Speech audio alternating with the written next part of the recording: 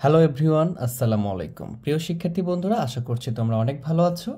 আজকে আমরা পঞ্চম শ্রেণীর যে অঙ্কগুলো করতেছিলাম তারই ধারাবাহিকতায় আমরা অনুশীলনের 6-এর খ নাম্বারটা করব। দেখো, খয়ের আমরা 5 করব, 5 নাম্বারটা হিসাব করব। এর আগে আমরা বাকিগুলো করেছি, এটা ভাগ করব আমরা। কিভাবে আমরা পূর্ণ সংখ্যা ভগ্নাংশ সংখ্যার সাথে কিভাবে পূর্ণ সংখ্যার ভাগ করব এইটা দেখব। যেহেতু আমরা গুণ শিখছি, এটা শেখা আমাদের জন্য অনেক বেশি সহজ হবে। তাহলে এটা বুঝি আগে আমরা। তাহলে এটা হচ্ছে আমাদের ভগ্নাংশ, তার সাথে ভাগ করতে বলছে পূর্ণ সংখ্যা। তাহলে এটা আমরা কিভাবে করব এটা দেখি। এখানে আছে আমাদেরকে 6/7 রেখে দেবো এইভাবে। আর এইখানে দেখো ভাগ চিহ্ন আছে না, বলছে কি তোমাদেরকে আগে আমি বুঝাইছি গুণে যে এইটা পূর্ণ সংখ্যা। তো পূর্ণ সংখ্যা সবসময় কি হয়, যদি আমরা ভগ্নাংশ আকারে কল্পনা করি, যেমন এটা ভগ্নাংশ লব, এটা হর, তাহলে একটা পূর্ণ সংখ্যা সবসময় লব হয়। কেন হয়? কারণ এর নিচে কিছু নেই, মানে এক কল্পনা করতে পারি আমরা। তো নিচে এক কল্পনা করলে সেটা হর হবে। যদি 1 দ্বারা 2কে ভাগ করো 2 থাকে, এজন্য এক কল্পনা করতে পারবা। তাই নিচে কিছু নেই, মানে এক আছে, এবং এই একটা হচ্ছে তাহলে আমাদের হর। আর পূর্ণ সংখ্যা যেটা থাকবে সেটা হবে কি আমাদের লব হবে। বুঝতে পারছো? তাহলে নিচে কিছু নেই মানে কি আছে, এক আছে। তোমরা এইভাবে ভাবতে পারো, এভাবে ভাবা যায়, এটা একদম সঠিক ভাবনা। এই যে আমাদের এখানে ভাগ আছে, আমরা যদি এটা লিখি যে, তখন আমরা কি করতে পারি, এই ভাগকে আমরা গুণ করে দিতে পারি। ভাগের জায়গায় কি চিহ্ন লিখলাম, গুণ লিখলাম। এই যে নিচে কিছু না, মানে এক ছিল, এই একটাকে আমরা উপরে উঠাই দিব, তখন এই একটা উপরে চলে যাবে আর 2টা তখন নিচে চলে আসবে। এইটা শুধুমাত্র বুঝলেই তোমাদের ভাগের বিষয়টা ক্লিয়ার হয়ে যাবে ইনশাল্লাহ। এই যে এখন দেখো কি করলাম, আমি এইটা এভাবেই রাখছিলাম, এই ভাগের জায়গায় আমি কি দিছি, গুণ দিয়েছি। যখনই তুমি ভাগকে গুণ করবা তখন পরের যে ভগ্নাংশ বা সংখ্যাটা থাকবে সেটা উল্টে যাবে, মানে যেটা লবে থাকে সেটা হরে যায় আর হরেরটা লবে আসে। তার মানে এর নিচে কিছু না, মানে কি আছে, এক আছে। আমরা এই বেসিকটা গত পর্বে শিখেছি। আমরা তারপরে যদি একটু দেখার ট্রাই করি যে কোনো সংখ্যার সাথে যদি পূর্ণ সংখ্যা থাকে, মনে করো এখানে একটা সংখ্যা আছে 2। এখন যদি তুমি লিখো যে 2/1, এটা কি কোনো প্রবলেম হবে? দেখো 2কে 1 দ্বারা ভাগ, তাহলে কত হবে, 2 হবে। তাহলে এর নিচে তুমি 1 ভাবতে পারো, তাহলে নিচে ছিল 1, মানে হরে ছিল 1। যখন এই ভাগটা আমি গুণ দিয়েছি তখন এই হরটা উপরে চলে গেছে, লবে চলে গেছে, আর লবটা হরে চলে আসছে। এটা তোমরা করতে পারবা, এইভাবে আমরা করতে পারবো। এখন দেখো এটা লব, এটা লব, এটা হর, এটা হর, তো লবে লবে গুণ হবে, হরে হরে গুণ হবে। এইভাবে করতে পারো। অথবা তোমরা এই হর দ্বারা লবকে কি করতে পারো, ভাগ করতে পারো। বিপরীত জিনিসগুলো কি হবে, লব হরের সাথে ভাগ হবে। তাহলে 2 দ্বারা তুমি 6কে ভাগ করলে কত হবে, 3 হবে। 3 2 6, তাহলে 3 1 3, 3-এর সাথে 1 গুণ করে 3, নিচে থাকতেছে কত, 7। এটাই হচ্ছে উত্তর। তোমাদের বইয়ে যে জিনিসটা করছে সেটা এই যে এখানে মনে করো 6/7 ভাগ লিখছে হচ্ছে 2। তো এটাকে কি করছে তারা এইভাবে করছে যে 6 আর নিচে 7 গুণ 2 এভাবে লিখে দিছে। এটা কেন হয়েছে? এটা এই কারণে হয়েছে, দেখো এখানে গুণ আছে না, এই যে দেখো 6কে 6 গুণ করো, 7 গুণ 2, এইভাবে গুণ হয়েছে। এটা ভাগ চিহ্নটা গুণ হয়ে গেছে এবং এটা বিপরীত হয়ে গেছে, এই জন্য এই বিষয়টা আসছে। বইয়ের উদাহরণে এইভাবে দেওয়া আছে তোমাদেরকে। তো আমরা এইভাবে বুঝে বিষয়গুলো করার ট্রাই করবো ইনশাল্লাহ। তাহলে প্রত্যেকটা অঙ্ক খুব স্মুথলি এবং খুব সহজে করতে পারবা এবং বুঝেও থাকবা ইনশাল্লাহ। এরপরে আমরা 2 নম্বরটা যদি দেখি, দেখো 2 নম্বরটা আমাদের দেওয়া আছে কি, 2 নম্বরটা দেওয়া আছে আমাদের 3/5 ভাগ 3, এটা দেওয়া আছে 3/5, মানে এটা একটা কি ভগ্নাংশ, তার সাথে একটা পূর্ণ সংখ্যার ভাগ। তাহলে আমরা কি করব, এই যে 3/5 লিখবো, এই ভাগের জায়গায় কি লিখবো, গুণ লিখবো। আর পূর্ণ সংখ্যা মানে লব আমরা জানি, এর নিচে কিছু নেই, মানে 1 আছে, হরে 1 আছে। তাহলে এই নিচের যে একটা ছিল, এটা এই একটা উপরে উঠিয়ে দিব আর এই 3টাকে নিচে নামাই দিব। কেন? কারণ এই যে ভাগ ছিল, ভাগটাকে গুণ চিহ্ন লিখলে পরেরটা কি হয়, বিপরীত হয়ে যায়, পরের ভগ্নাংশটা উল্টে যায়। এইটা এটা আমরা করে ফেললাম। এখন দেখো তুমি এই যে 3 1 3 এর সাথে এইভাবে করতে পারো, 3 গুণ 1 লিখতে পারো, আবার 5 গুণ 3 করতে পারো, কোনো সমস্যা নেই। তাহলে কত হচ্ছে, 3 1 3 আর 3 5 15। এখন 3 দ্বারা ভাগ করলে কি হবে, লঘিষ্ঠ হলে এটাকে 1 হবে আর এখানে 5 হবে। আর আমরা যেটা করব, লবে আছে 3, হরেও আছে 3, তাহলে লব আর হর কাটাকাটি হয়ে যাবে। তাহলে উপরে থাকতেছে কত, 1/5, এটা আমরা লিখে ফেলবো। তোমাদের যেইভাবে ইচ্ছে হবে, যেভাবে সহজ মনে হবে সেভাবে তোমরা বিষয়টা সমাধান করতে পারো।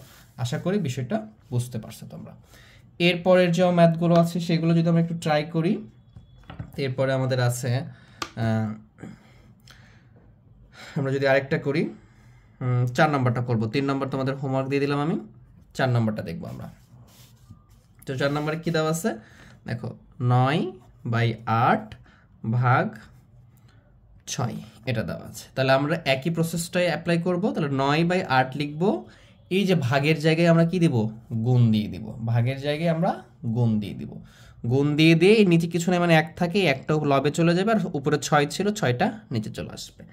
এখন আমরা কি করতে পারবো, এইটার সাথে কাটাকাটি করব আমরা। এই যে লব আর হর এই কোণাকুণি কাটাকাটি হয় যদি মিল থাকে, দেখতেছি এটাকে 3 দ্বারা কাটে, 3 দুগুণ 6, এটাকেও 3 দ্বারা কাটা যায়, 3 তিরিককে 9, তাহলে 3 একে 3, আর এটা 8 দুগুণ 16, এটাই হচ্ছে আমাদের উত্তর। আশা করি বুঝছো, 3 একে 3 হবে, এখানে 1 নয়, 3 একে 3, এটাই হচ্ছে আমাদের কি উত্তর। আশা করি বিষয়টা বুঝতে পারছো। এইভাবে আমরা যে কোনো ভগ্নাংশের সাথে এই যে পূর্ণ সংখ্যাগুলো ভাগগুলো করতে পারি। আগে গুণ শিখেছি, এখন আমরা ভাগ শিখতেছি। এরপরে দেখো, আমরা যদি 5 নম্বরটা দেখি, দেখো 5 নম্বরটাতে কি দেওয়া আছে, 5 নম্বরে দেওয়া আছে 3/5 ভাগ 2/7।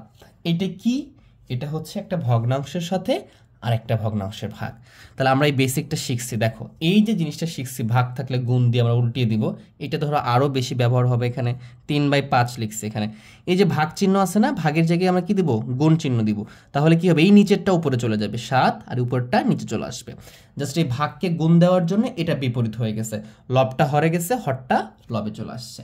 আশা করি বিষয়টা বুঝছো। এইভাবেই ভাগগুলো সমাধান করতে হয়।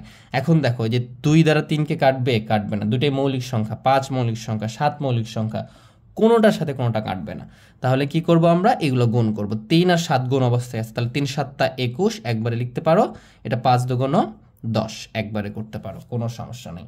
তাহলে এইভাবে আমরা খুব সহজে এগুলো সমাধান করতে পারবো ইনশাল্লাহ। ঠিক আছে, চলো আমরা আরো বেশ কিছু অঙ্ক দেখার চেষ্টা করি, যেন খুব ভালো করে এগুলো আমরা বুঝতে পারি ইনশাল্লাহ। ঠিক আছে, এরপর যদি আমরা 8 নাম্বারটা দেখি, দেখো 8 নাম্বারটা দেখবো। 8 নাম্বারে কি দেওয়া আছে, 8 নম্বরে দেওয়া আছে যে 2/5 ভাগ, এখানে দেওয়া আছে 8/9, এটা দেওয়া আছে। তাহলে সেম প্রসেস, তোমরা সেম প্রসেসটা অ্যাপ্লাই করবা 2/5। এই জন্য আমি তোমাদের এই বিষয়টা শিখাইছি। এই যে ভাগ আছে না, ভাগের জায়গায় কি দিব, গুণ দিব। তাহলে কি হবে, এই যে হরটা লবে চলে যাবে, মানে উপরে উঠবে, আর ওই যে লবটা নিচে হরে চলে আসবে। এই যে চলে আসলো, জাস্ট এক্সচেঞ্জ করে দেবা, লবে হর, হরে লব, এই তো। এখন দেখো এগুলো গুণ আছে, গুণ করে দিতে পারো, কিন্তু এখানে দেখো 2 দ্বারাই 8কে ভাগ করা যায়, 4 দুগুণ 8, 2 দ্বারা কাটলে কত হবে, এখানে 4 হবে, এখানে 1 হবে।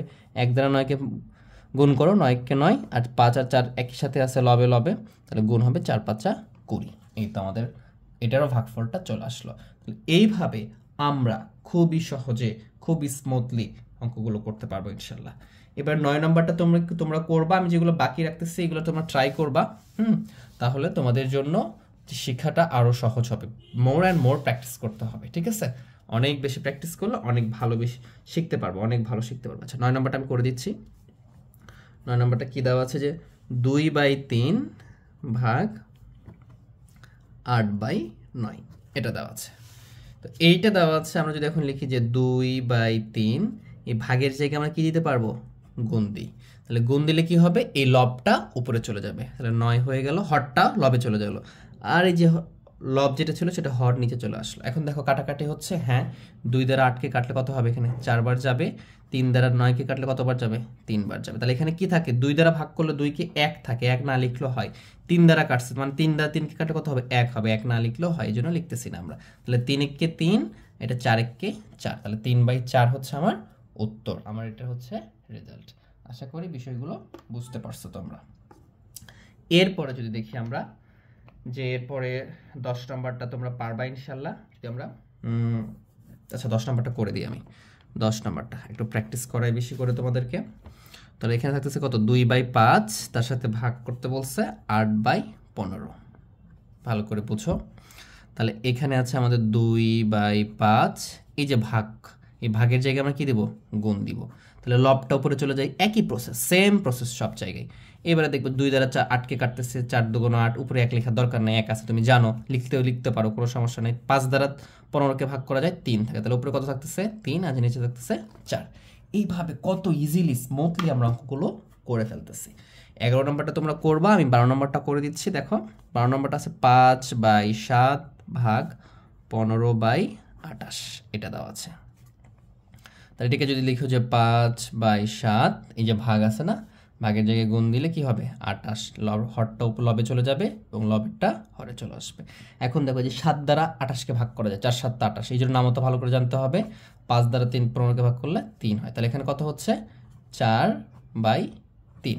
তাহলে এটা কি হয়েছে একটা অপ্রকৃত, এটাকে মিশ্র করবো আমরা। 3 দ্বারা ভাগ করলে একবার যাবে, ভাগশেষ থাকবে 1 3, তাহলে 1/3 1 অংশ।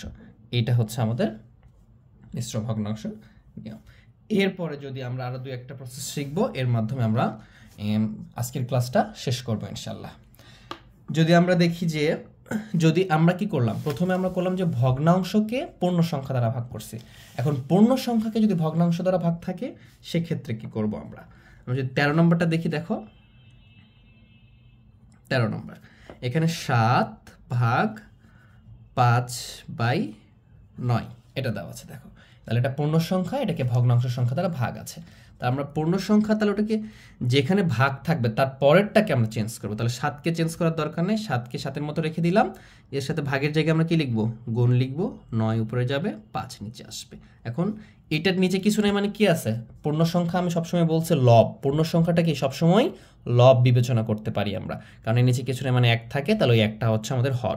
তাহলে লব আর লবে গুণ হবে, যেহেতু কাটাকাটি হচ্ছে না। তাহলে 7 দিয়ে 9কে যদি গুণ করো 7 নং কত হবে 63, আর নিচে হচ্ছে কত 5। এইটা হচ্ছে আমাদের রেজাল্ট। যেহেতু এটা মিশ্র ভগ্নাংশ, তাহলে তুমি এটাকে কি করতে পারো 5 দ্বারা ভাগ করতে পারো। তাহলে 5 × 8 হয় 12 হয়, ভাগশেষ থাকবে 3/5। এটা হবে আমাদের উত্তর। আশা করি বিষয়টা বুঝাইতে পারছি তোমাদেরকে। যদি আমাদের পূর্ণপণিক থাকে তাহলে আমরা কি করব, যেমন আমাদের 15 নম্বরে দিয়ে রাখছে, আমরা এরকম একটা ট্রাই করি যে 2/4